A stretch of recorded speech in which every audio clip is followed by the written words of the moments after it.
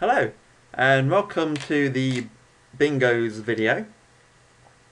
Now hopefully by the time you've reached this part of the tutorial, you've looked at all the first and the second example video, and you've thoroughly practiced it.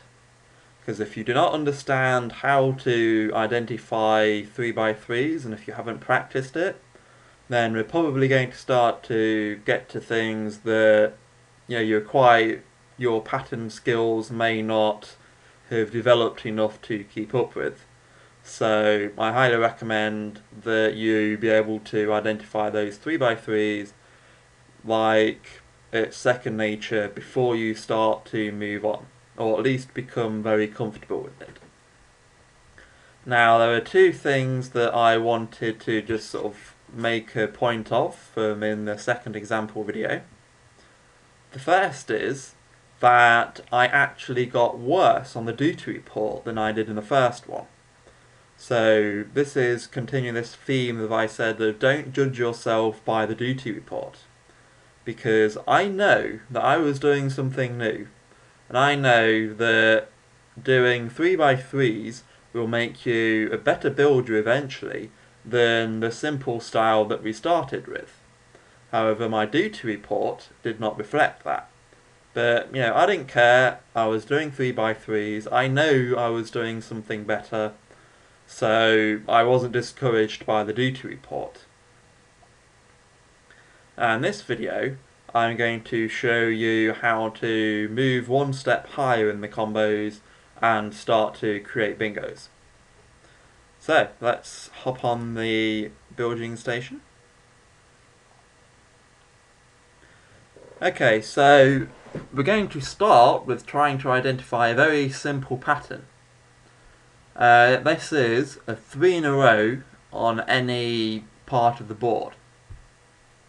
So you see here, I've got 3 of these sort of square white and blue pieces in the same row.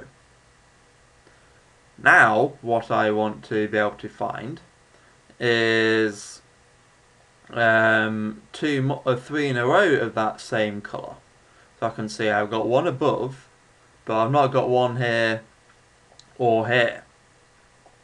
So, what I need to do is bring one up. So, what I'm going to do is bring some pieces up like that. Unfortunately, I've messed that up ever so slightly. So what I'm going to do is I'm going to abandon that. And it's very important that if you make a mistake, don't try and cling to your original plan. This is a general running theme through all the puzzles, that if you do happen to make a mistake, and you will, don't hang on to it. You've got to be very flexible if you do anything. So what I've identified here is that there's a lot of these sort of aqua colours. So what I was originally looking for was 3 in a row. I thought, oh, that's a shame. There's 2 of them here, but there's not the third one. Then what I noticed is, wait, but there is actually the 2 above it. So what I'm thinking is, okay, how do I bring the third piece onto this row? Then you just sort of start looking around for a way of doing that. So you notice I've got a very simple decision process. I first started looking for the basic pattern, and then I'm starting to look for how to complete that pattern.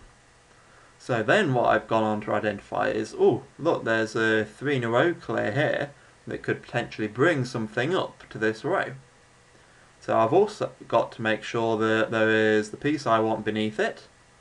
So what will happen is, when I clear this, this will take the place at the top, and there we have our 3x3. Now, to make this into a bingo, I want to have another piece to the side of it. So there are 2 ways I can do this. The one that you choose will all depend on which is the most efficient choice. At the start, just try and do anything to make a bingo.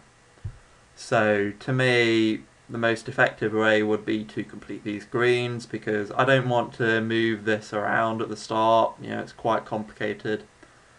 So I want to get a green piece here or here. There's no greens on these rows, so there's nothing I can do about that. So then I'm moving on to the next choices, which is pulling a piece up. So I can see here there's a nice 4 in a row clear of yellows. So what I want to do is use this to pull a green sort of up the board.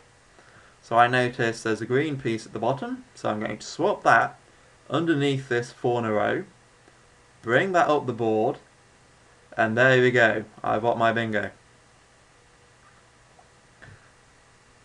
Now remember, take it nice and slow and just race some moves so that you can visualise what you're doing. So here, for example, I say, right, I've got my 3 in a row.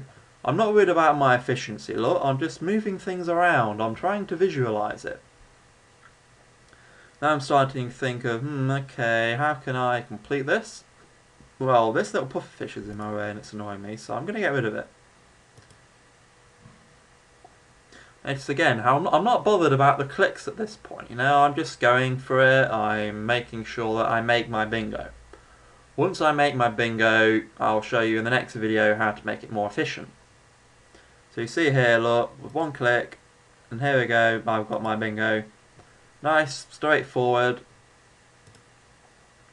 And this one was quite easy. I immediately noticed a horizontal 3 for this aqua, and then I saw another horizontal 3 for these circles, and then I started looking for other pieces, you know, to make all these aquas, and I got my bingo.